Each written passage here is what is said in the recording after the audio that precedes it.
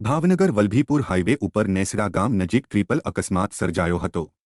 Triple અકસ્માતને પગલે 3 જેટલા લોકોને ઈજાઓ થતા હોસ્પિટલ ખસેડવામાં આવ્યા હતા। ભાવનગર વલભીપુર હાઈવે ઉપર નેસડા ગામે ટ્રિપલ અકસ્માતમાં મૂળ રાજસ્થાનના રહેવાસી દશરથ ગુજ્જર, ઓમ પ્રકાશ ગુજ્જર અને પિન્ટુ ગુજ્જર નામના વ્યક્તિને ઈજા પહોંચી હતી, જેથી ત્રણેયને ખાનગી હોસ્પિટલમાં ખસેડવામાં આવ્યા હતા।